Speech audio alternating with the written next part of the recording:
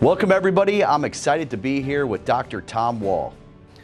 Dr. Wall has a PhD in retirement income planning. He's been in the industry for over 20 years. He actually started off as an advisor before he transitioned into working over 10 years for a major mutual life insurance home office. He went on to achieve his PhD, which is not easy, in retirement income planning. There's not many of those. And today we're going to be discussing the many challenges retirees face. This video is designed to strengthen your understanding and confidence in retirement planning. Welcome, Tom. Let's jump in. You pointed out in your book, Permission to Spend, that most people and the industry focuses heavily on the accumulation phase before retirement.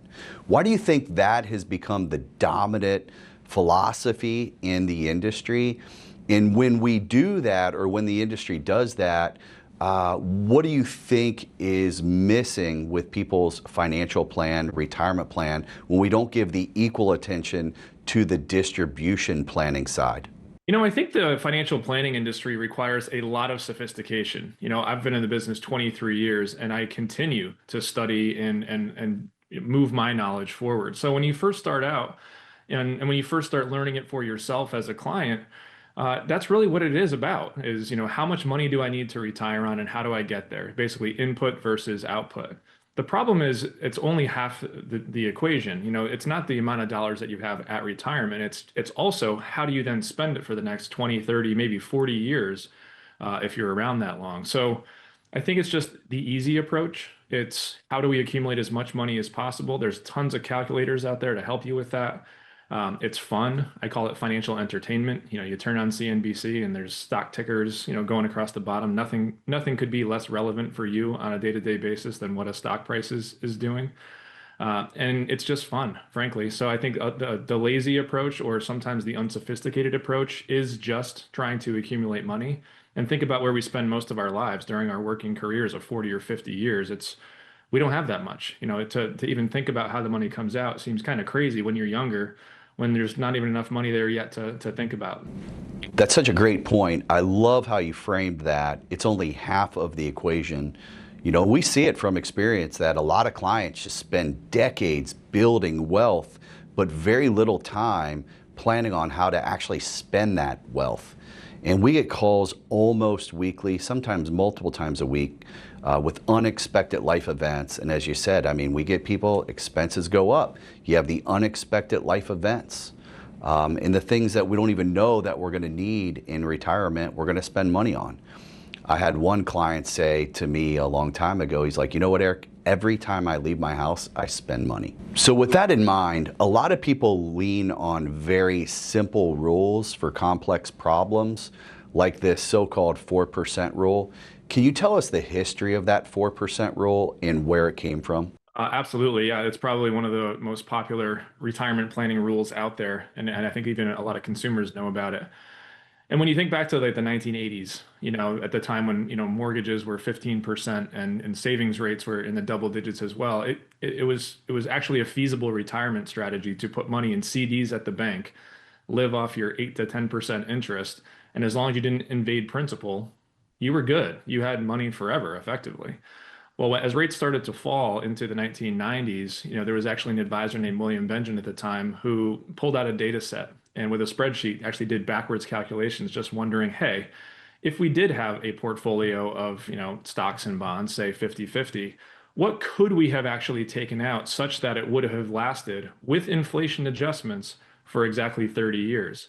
And as he went back in time, at the beginning of his study in 1926 was like 7%.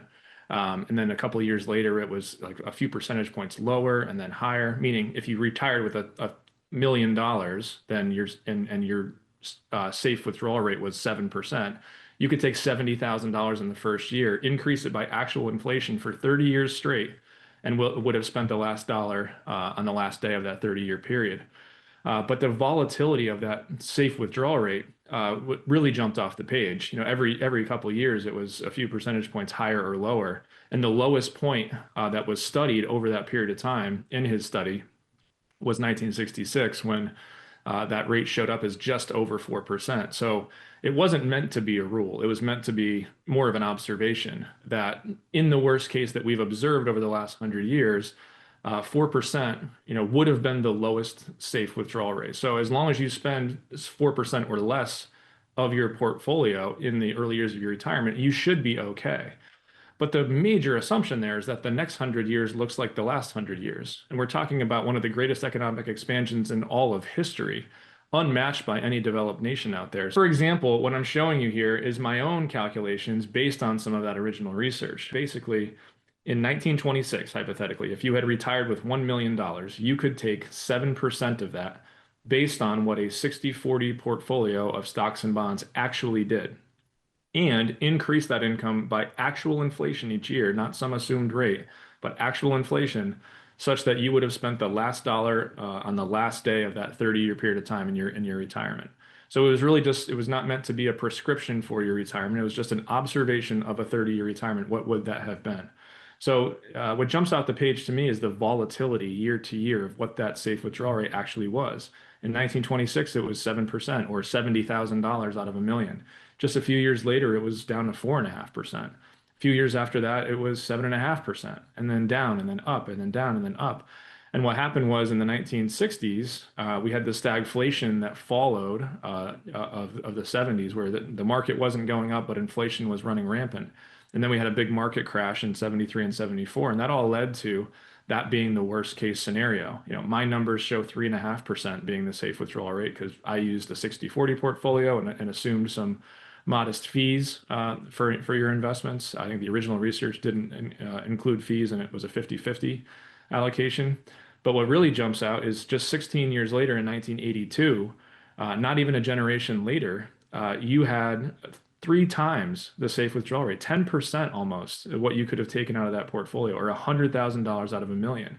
And the reason for that is because the roaring markets of the 80s and the 90s, and also bonds, were performing at a rate that we had never seen before throughout the 80s and 90s as interest rates fell. So the takeaway is, who are you going to be? And you have no idea. At any one of these points, you had no idea what the future held, so you couldn't confidently choose what your withdrawal rate is. And that's where, the 4% observation, which turned into the 4% rule, came to be. Is they said, hey, worst case scenario historically, 4% would have been okay, 3.5 in my numbers. So let's do that. Let's spend as little as possible so that our money lasts. And think how pathetic that is. When we talk to people during their working years, how do you get to retirement? Well, you live below your means, you save, save, save, and someday you'll have all your millions that you can retire off of, and you'll hit that promised land of retirement. And then retirees come to many advisors today, say, look, I did it. Here's my millions. How much can I spend? And the advisor's response is, well, we don't know what the future holds. Why don't we live below our means, hoard that wealth, save that wealth? And you know what? If things go okay, then maybe in 5, 10, 15 years, we'll give you a pay raise. And you don't know if you're going to be healthy enough to spend the money at that time. You don't even know if you're going to be alive to spend that money at that time. And that's the pathetic thing about, just probability-based retirement planning is it's you can give a 99% probability of success, but there's still that 1% chance that something unforeseen happens in the world that changes everything. And I personally don't want my retirement hanging on a probability. I want it to be rock solid, because I'm not going back to work when I'm 85 years old to earn the kind of money that I'm earning today. That's incredibly helpful context, Tom. Thank you for that. One of the biggest takeaways I see is that the 4% rule was an observation, and it really wasn't meant for this universal retirement strategy or a one-size-fits-all strategy. It was just an observation. And as we see with over 20 years of experience in the unexpected life events, is you can make money from the uncertainty in the market on the accumulation phase, but when you get into the distribution phase, the uncertainty creates a lot of risk. So let's build on that, because this leads into sequence of returns risk, because we don't hear it enough. We hear it in a lot of the financial and retirement planning training. Can you get into the sequence of returns risk and why the timing of market returns is so critical? Yeah, so there's a lot of things that we do as advisors for clients to help them feel a little bit more comfortable along the way. We talk about asset allocation, stocks, bonds, cash, where the money's going. We talk about rebalancing, so making sure that our portfolio doesn't get out of whack with market swings. We also talk about something called dollar cost averaging. Dollar cost averaging meaning, putting in a certain amount of money every single month uh, for your whole life and not worrying about where the market is. Because when the market goes down in value, you can effectively view it as on sale. Those same dollars buy more shares of whatever you're investing into. So on the way up, dollar cost averaging works really well as a way to mitigate some of that downside risk. You're effectively automatically buying low when the market goes down. But the math flips when you go to retirement, and instead of adding a certain amount of money each month, you're taking out a certain amount of money each month. The math is reversed. So when the market goes down and then you take money out, you effectively exacerbate the loss, make it even worse, and then it's very hard for your portfolio to catch up. Meaning if you lose 10%, then the market has to go back up 10%, to get back to where you were. But if you lose 10% and then you take another 5% out, now your portfolio has to go up 15%, and it's actually a little bit worse than that. But that's the issue with sequence of returns risk. So it doesn't really matter if you have negative returns in the later years in your retirement. What really matters the most is if you suffer significant losses in the market right before or right after you retire, because that will have a dramatic impact on the future going forward. So let me give you an example of sequence of returns, because sometimes it's hard to see how this actually plays out. And I'll use a modern example. So what you're looking at here is an aggressive investor, 80-20. So 80% stocks, 20% bonds. And let's just imagine this was reality. So this is the year 2000, right after the dot-com bubble. They believe the internet's going to change everything. They watched their money quadruple in 5 years because of some of those returns. And here they are sitting at retirement saying, the world has changed. I'm going to be aggressive. I'm going to stay invested and catch that. All right. Now, what happened subsequently to that for the next 25 years, from 2000 to 2024, is you saw the first few years of retirement. This is the dot-com bubble crashing. You saw that the market went down in subsequent years on an increasing basis. But then there was some, as has always happened, the market then went up for several years, and then we saw the big one. That was 2008. We saw that the big crash. Which, depending on how you were allocated, could have been over 50% in some cases. People, lost half the value of their 401k. That was the joke at the time: is your 401k is now the 201k. And it was real. People saw that. But if they just stayed invested, you can see that after that, the market did what the market does and returned some really nice returns on average. And if you took all of those numbers together, all 25 of those returns, and divided by 25, the average annual return was 8.4%. So in a period of time where you're earning on average 8.4%, you might believe that, well, if I'm taking, say, 6% out of my portfolio, which is about the average safe withdrawal rate over time, it's certainly higher than the 4% rule, but on average that would have been fine. Then you should be making 2.4%, right? Take 6, make 8.4. You should be making money in that period of time. But the problem is, with sequence of returns, if I'm showing you an example here, let's just say you have a $2 million starting balance and you start taking 6% of that in the first year of your retirement, and that first year was 2000. Well, not only did the market lose value, but your portfolio lost an additional 6% because you took money out of it to live off of. All right. And then the next year, the market loses money again. And then you took another 120,000, which at that point is even more than 6% of your portfolio. It probably represents 9 or 10% of your portfolio at that time. And you can see that that level withdrawal, this is like reverse dollar cost averaging, if you will. We mentioned that before. It just gets worse and worse and worse. And even though I'm showing you that after that big crash in 2008, even though the market did so well, it was one of the biggest bull markets that we have seen in history, did so well subsequent to that, it was too little too late. And in the year 2022, that retiree would have run out of money. And that is an unacceptable outcome. That is an unacceptable outcome for retirees. We cannot have a plan where there is, in my opinion, any chance that we go broke by the time we pass away, right? That is complete failure. You can't come back from that. Me in my 40s and my working years, I could hypothetically go bankrupt tomorrow, and I've got plenty of time to go earn money and build that back. You can't do that when you're in advanced ages like your 80s and 90s. So this is the scary part of sequence of returns is just by the luck of the draw, the way those returns happened, we ended up broke. But hypothetically, what if we retired into the exact same average return environment, the same 8.4%, but we just changed the order of those returns? And this is what we talk about when we say sequence of returns, the order in which you get those returns. In this example, you get the exact same returns. The only difference is we reverse them. So you're going to get the returns that happen in 2024 moving backwards, where you can see at the tail end, that's when the big crashes or bear markets happen. And we're gonna look at the exact same numbers. We're gonna take the same $120,000 out, the same 6% of our initial, same 6% initial withdrawal rate. And what you'll notice is because we're retiring into a bull market, the values are dramatically different. We peak at $5.7 million before the very end when we see that bear market, and we have an ending balance of 4.1. Dramatically different numbers, simply by the order of returns. That's the only difference here. Same retirees, same dollar amounts, same balance, same actual returns over time, just in a different order. And this is the problem with retirement planning based on the investment only approach is, you could go broke or you could have an estate tax problem because your money continues to compound into the millions that you haven't planned for.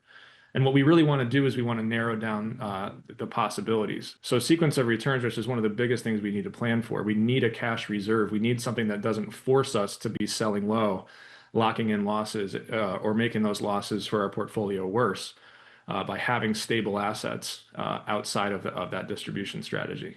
That example really drives it home. The average return may look great on paper, but it's really the order of the market returns that you get that can really, really change the outcome. And that's the most important part. And I really like the idea of having a cash reserves in retirement. Can you get into more of the cash reserves in retirement? So, the analogy that I use when I'm talking to people about this is as I talk about my reliever analogy. Whether you're a baseball fan or not, you probably understand that a starting pitcher in baseball takes the mound in the first inning against the first batter and throws as hard as he possibly can, throws that nastiest curveball his elbow can take, with really no regard for the rest of the game. He is just one pitch at a time trying to get that batter out, does not care how long he lasts. He will throw as hard as he possibly can.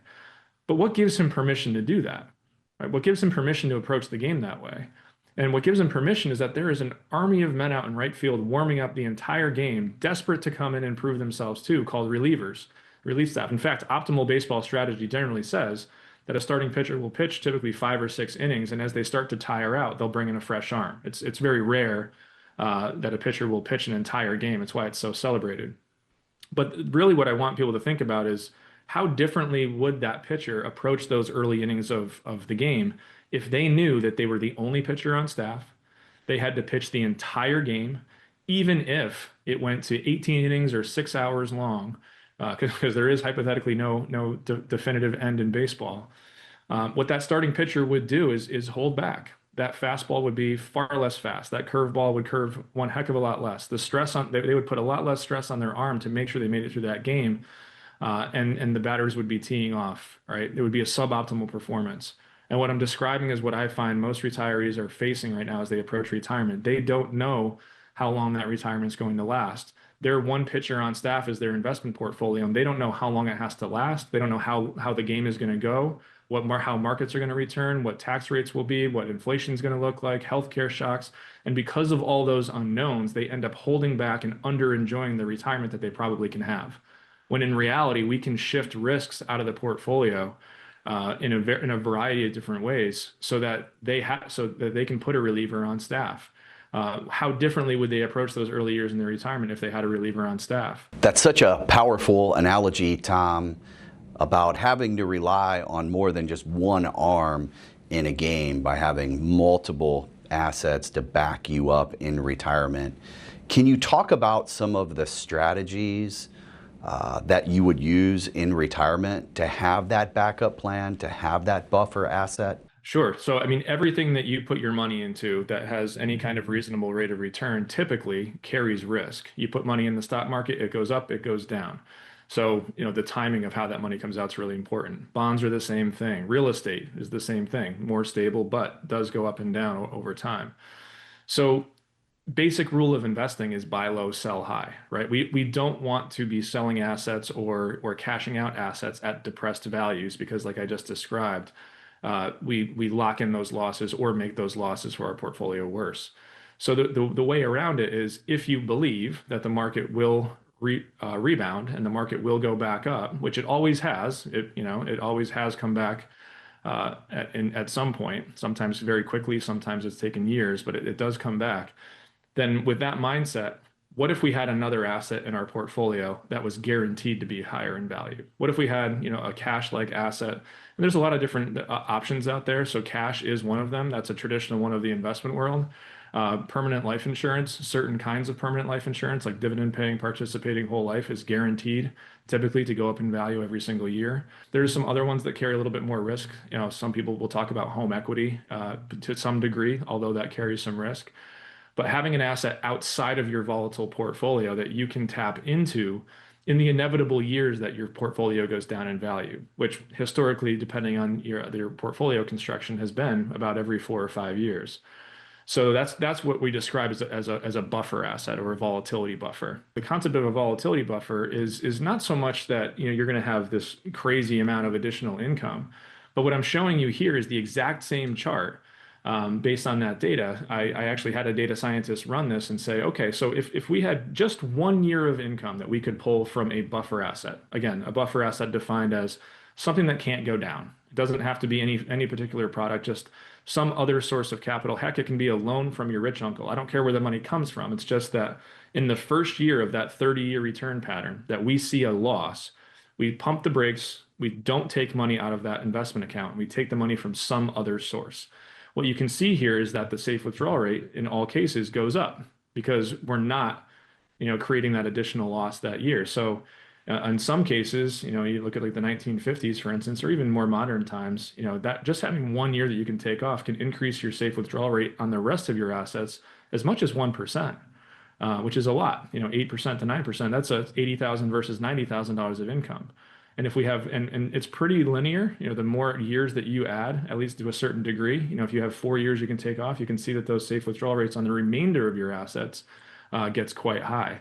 So this is why the volatility buffer strategy is so popular. Is it doesn't guarantee any kind of outsized return necessarily. It just makes us a lot safer in our withdrawals on average. And if you put it all together, if you kind of average that all together, generally speaking, based on my research and my data, every year that you can take off, every year of buffer assets that you have, every year of income you can take from somewhere else will generally improve your safe withdrawal rate on everything else by about 0.5%.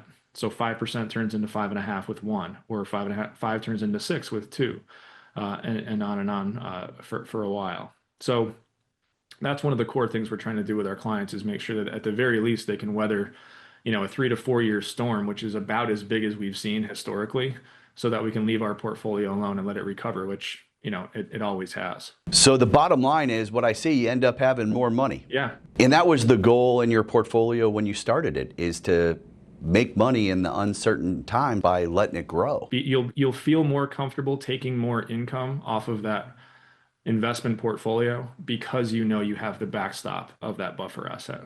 And behaviorally, you will feel more comfortable staying more fully invested in the years leading up to retirement and the years right after, because you have that buffer asset, as opposed to taking all the risk off the table, moving to cash, and dramatically limiting your potential upside, because you prudently, with only investments, should and almost have to, because you can't stomach a 50% loss the year before you retire or even the year after you retire. You need to have some safety in the portfolio.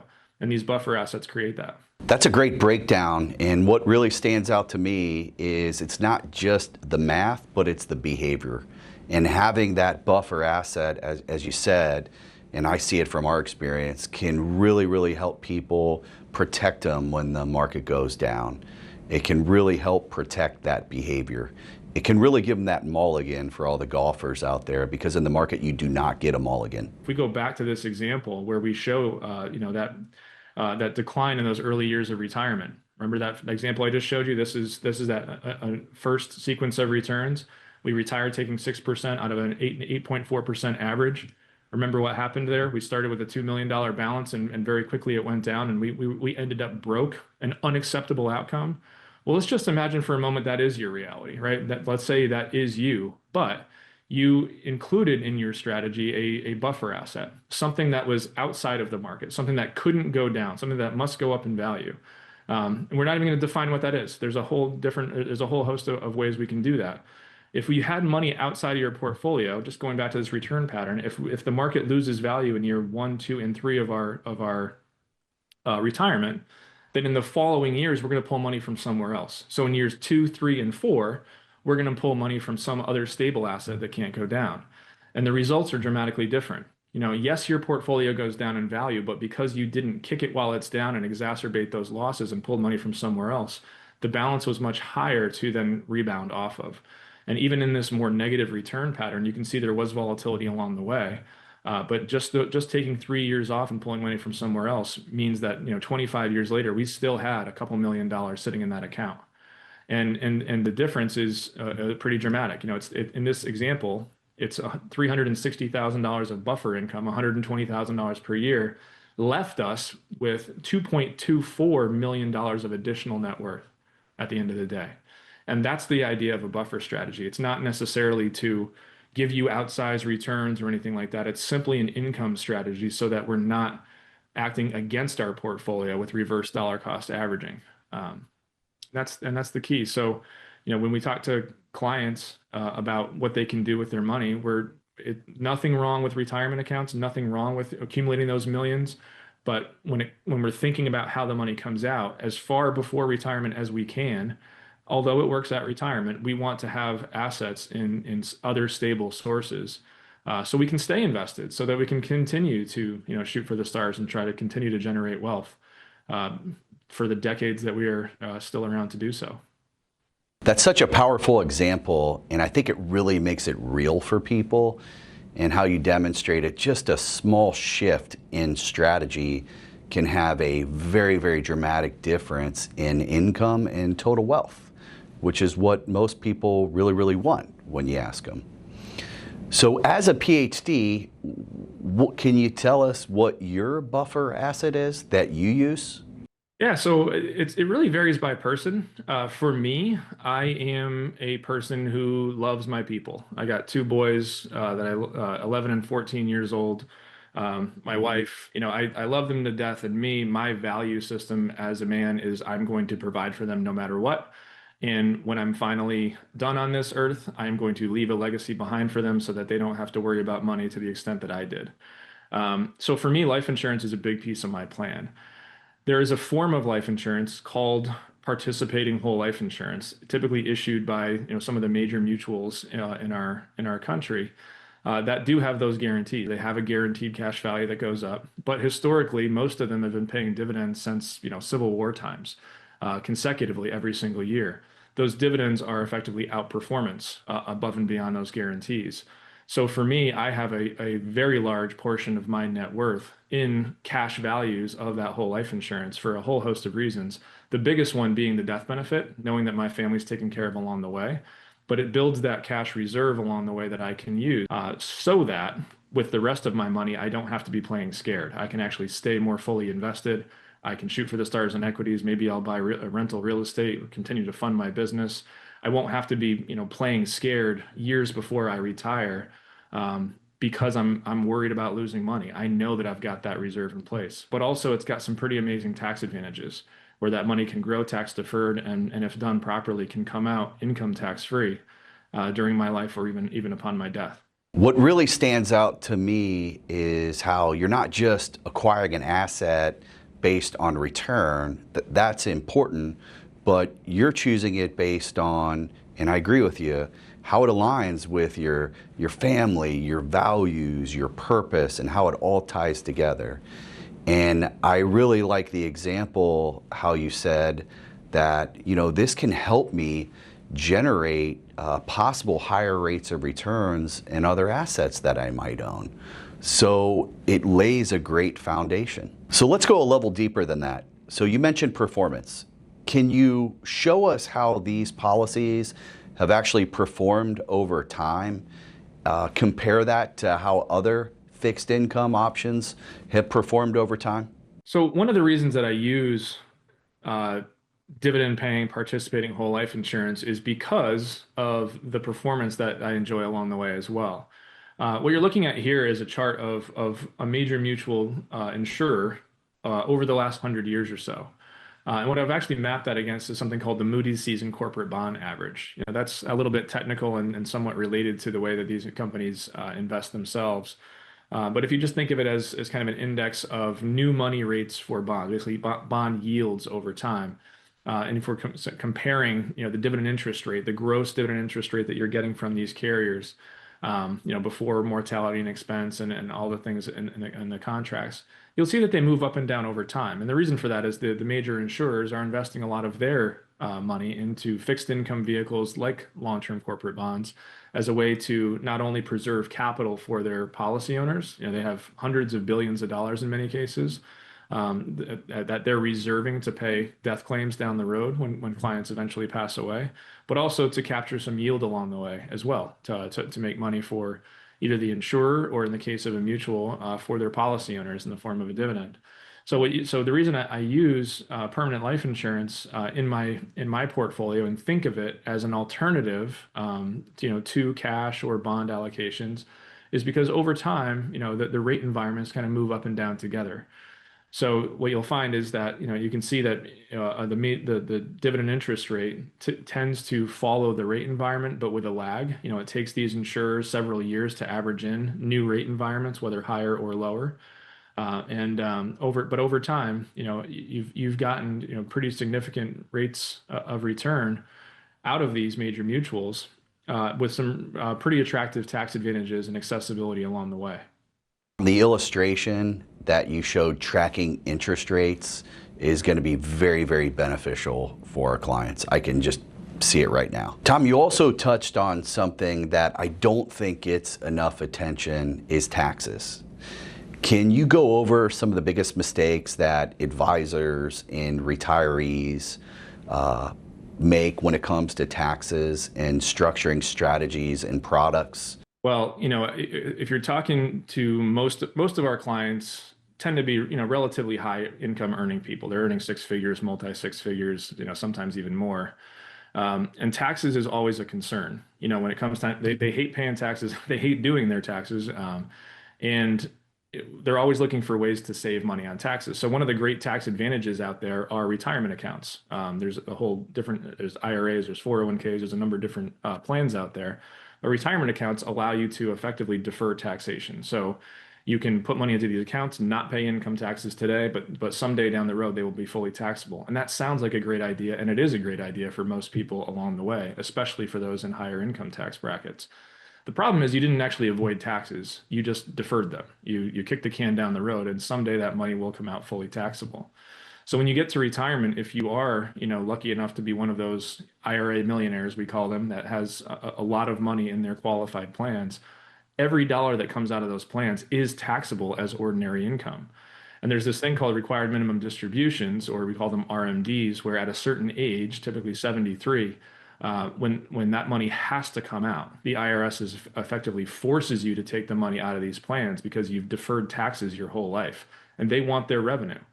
So on plans that are big enough, sometimes those required minimum distributions, they start relatively small at age 73, but they get higher and higher and higher every single year as you get older. So those plans, if not managed well with your other assets, can become this tax time bomb where you think that you're in a high tax bracket during your working years and deferring your money to later in life when you're hypothetically going to be at a lower tax bracket. That's usually the thought process.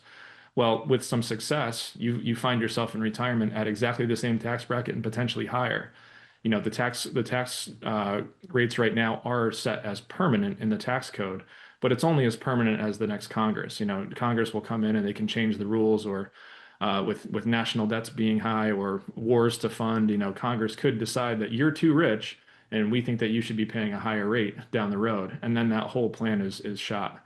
So that's the issue for kind of how we started the discussion too about why financial advisors aren't talking about retirement income planning, as is they're not as sophisticated around some of these tax strategies as well. They think just accumulating the biggest sum of money is the game, but putting it all in a fully taxable source in retirement may not be the best outcome for you in terms of options and flexibility around how it comes out.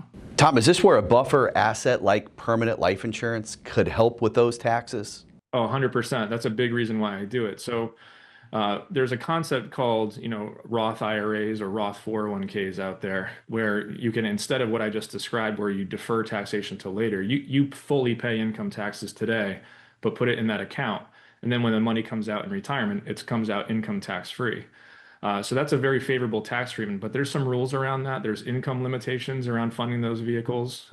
So it's a complicated topic, but it sounds like a good deal. And for folks that have both, if they're lucky enough to have the option to have both, they can pick and choose. They can choose how much taxable money they want to take in a given year, maybe up to a certain tax bracket, and then fill in the rest of their income from tax-free sources.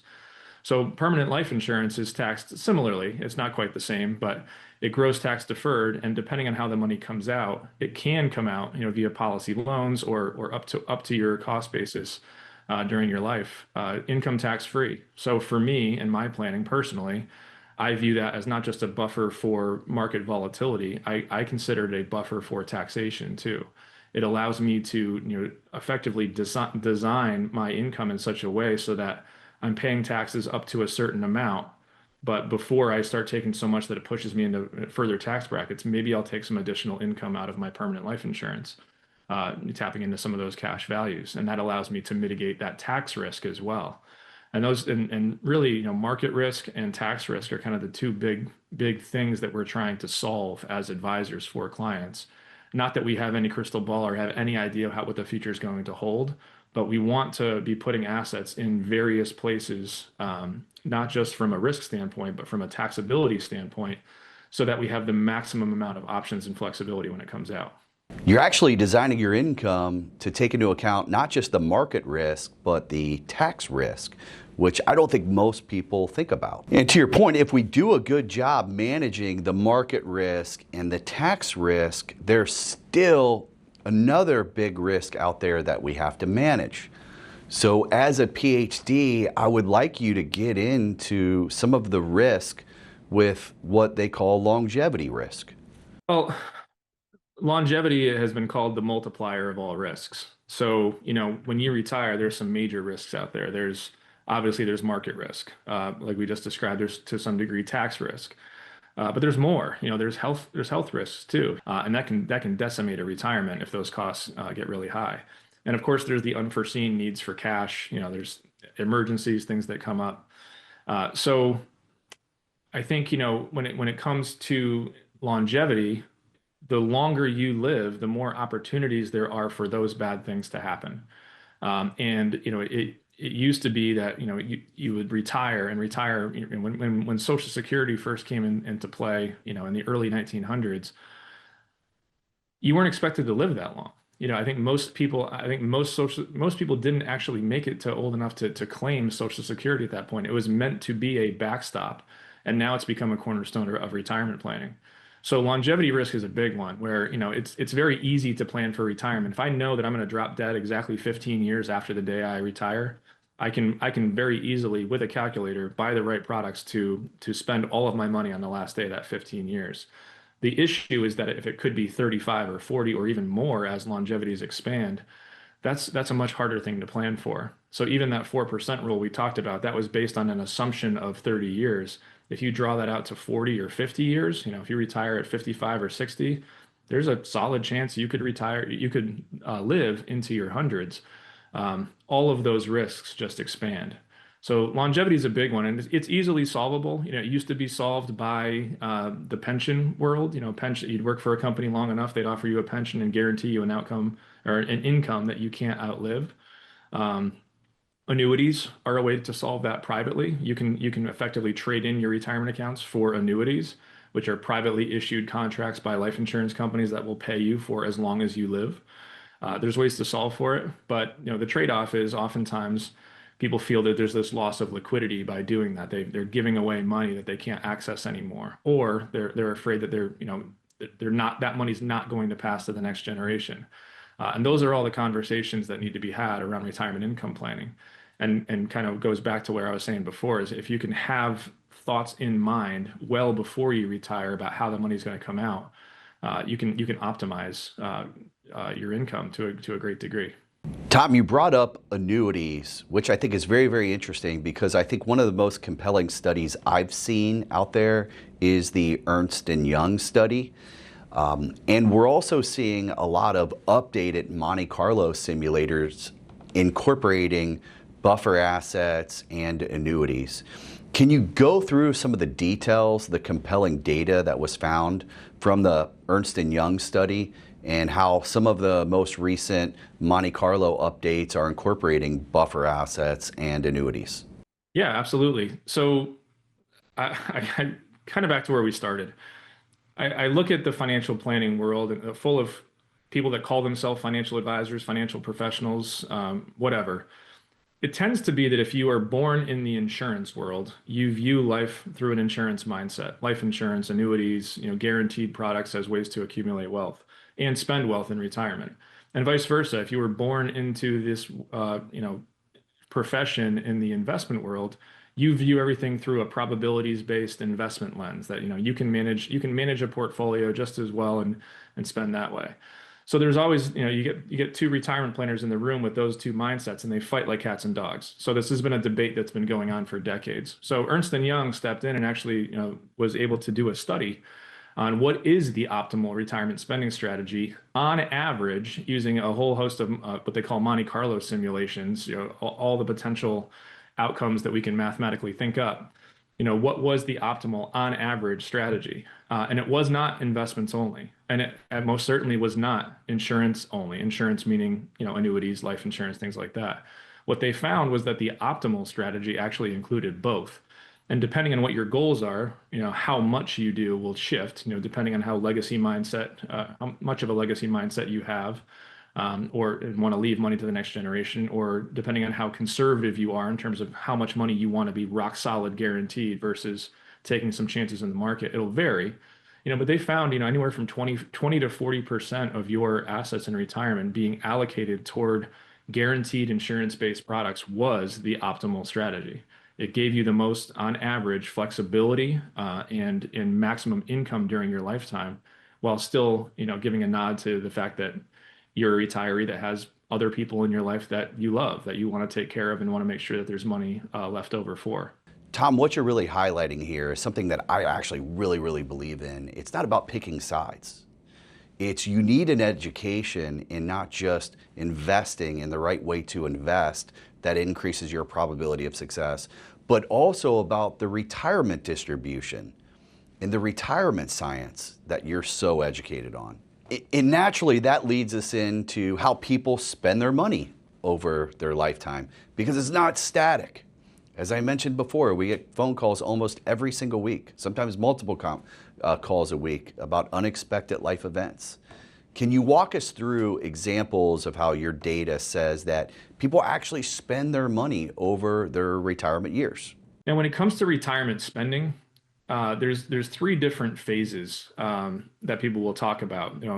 I've heard them called the go-go, the slow-go, and the no-go years.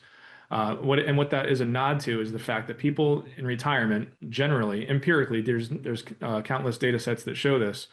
People spend less as they age. It just makes sense, right? When you're in your 60s or even 70s, in your earliest, healthiest years in retirement, you want to travel the world. You want to go out to eat 7 nights a week. You want to play golf. You want to do all of those things. But as you age, your willingness and your ability to do that tend to fade.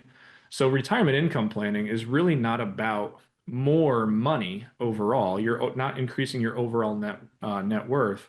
It's really about pulling spending power forward to those earliest years in retirement without jeopardizing running out. So, when we talk about a pension income or annuities, for instance, today, this is just rounding numbers off, but today, a 65-year-old male, for instance, could annuitize $1 million at about a 7.5% cash flow rate, depending on the insurer. That will change on a day-to-day basis, but call it 7.5% or $75,000 of their $1 million. Whereas hypothetically, if we instead looked at, the investment only approach and the 4% rule approach, where we, start with only 4% and increase it by inflation, these are the annual cash flows that you might be looking at in comparison.